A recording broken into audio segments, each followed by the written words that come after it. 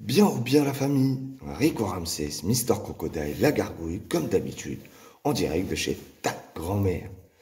Eh oui, c'est le Rico Show, le deuxième épisode. Nous allons reprendre où nous en étions. Eh oui, le schisme était en train de se préparer entre la fondation El Crado et la fondation Bouderlouis. Deux fondations, ma foi, superbement bien peuplées. Eh oui, un duel entre les salafiotes et les gourous à plumes. Fantastique, une guerre au sommet. Eh oui. Donc, ils ont soudainement été appelés par le côté obscur de la force. Mais on y reviendra plus tard. Il est obscur, il est dans l'ombre, on le voit pas, donc... bref, on y reviendra plus tard. Donc, chez Boudère, tout s'accélère. Les vidéos que je fais sur Boudère font plus de vues littéralement que les vidéos de Boudère. Là, ça devient un problème. Surtout après ma découverte d'un youtubeur hors du commun. J'ai nommé Paul Cordier. Paul Cordier, c'est de la PLS de haut niveau. Je vous laisserai le lien d'une de ses vidéos sur Ewanenki dans la description pour que vous puissiez vous imbiber du genre de personnages desquels nous sommes en train de parler. Et donc, poursuivons. Marie pas bien, et qui est la caissière du crime, accompagnait toujours Ewanenki. Mais tout d'un coup, je l'ai fait basculer pour la première fois. Elle a changé de camp. Elle est donc restée chez Boudère pendant que Ewanenki partait se refaire une santé et rechercher des plumes. Eh oui. Ayant été mise en lumière sur ces affaires plus que douteuses avec des mineurs, plus que douteuses avec des extraterrestres, plus que douteuses avec... En fait, toutes ces histoires, elles sont douteuses. Ce mec-là est un mythomane. Mais chacun se fait son avis. Vidéo de Paul Cordier ci-dessous. Bon, résultat, le gang de Saber, la horde anesthésiée, finit par perdre son essor. Et donc, Serre de Belgique et chef de plonge apparaît. Eh oui, quoi de mieux pour sauver un apprenti pédophile qu'un assassin braqueur de bijouterie à la carabine? On attend des sommets, là. On attend des sommets.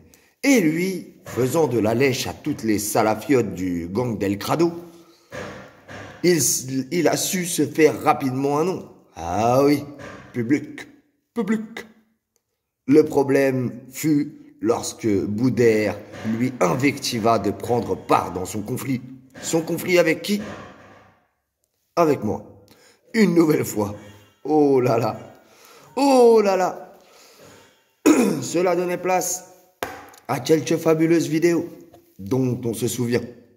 Et aussi à une dénonciation de l'un de ses potes. Ah oui, trépané. Tu crois quand même pas que je me suis mis à cliquer pour chercher tes délits? Non, je me suis réveillé le matin, c'était dans ma boîte. Hein. Eh oui, je vous le dis, tout est dans la boîte. Rien ne se perd, tout se transforme. YouTube n'est pas un univers parallèle, les amis. Et s'il est un univers parallèle, c'est parallèle tout ça, c'est parallèle. C'était ma dédicace à bout de bite. Bon. Tout ce joli monde se retrouvant donc sur les chats de chef de plonge, Ewanenki continuait sa tournée des michetonneuses, des michetonneuses paranoïaques, soi-disant lanceurs d'alerte. Eh oui, on l'a retrouvé chez Patator, on l'a retrouvé chez El Crado aussi, on l'a retrouvé des liens avec lui sur pas mal de chaînes qui fonctionnent toutes de la même manière. Ah, un certain modèle, ceci après avoir pris contact avec le gourou à plumes, qui lui-même aurait des contacts avec des personnes beaucoup plus haut placées. Eh oui, Eh oui, d'ici peu, nous allons bien rire. Ceci n'est que la face émergée de l'iceberg. Eh oui, un iceberg, par définition, a une face immergée, beaucoup plus importante, beaucoup plus mesquine et beaucoup plus organisée. Eh oui, capable de prendre des abrutis de ce niveau sous son aile pour les utiliser. Est-ce un complot? Attention, attention, nous touchons au but. La vérité n'est plus ailleurs. La vérité est aux putes. Mais bon, elle revient d'ici 20 minutes.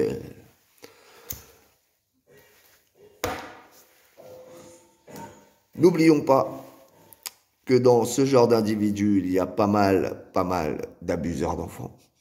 De leurs propres aveux. Eh oui, les vidéos sont disponibles. Les audios sont disponibles. Et donc, qui aurait intérêt à utiliser ces espèces de Mongoliens pour recruter d'autres alcooliques et continuer à faire tourner la sphère de la mythomanie? Y aurait-il un intérêt supérieur? Ceux-ci occuperaient-ils les cassos? Les ferait-il dépenser leur argent dans des conneries inventées au lieu de leur laisser pour qu'ils se fabriquent une bombe ou un pétard mouillé? Tous ces anti-vaccins qui se vaccinent, tous ces anti-pédophiles qui défendent des pédophiles, tous ces anti-tout qui ne sont anti-rien. Mais que se passe-t-il? D'ici très peu, vous le saurez, dans le 3e épisode. Eh oui, la CAF Comedy Club renferme pas mal de secrets. Vous n'êtes peut-être pas prêts.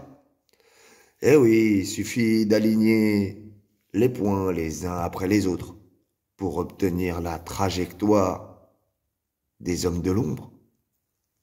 Des hommes de l'ombre qui auraient assez de culture générale et assez de niveau social pour manipuler et même financer ce genre de cassos.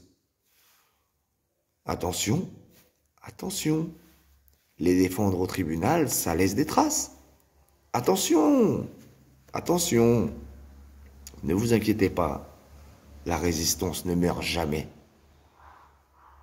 On se capte les amis, rendez-vous pour la 3e partie du Ricochet.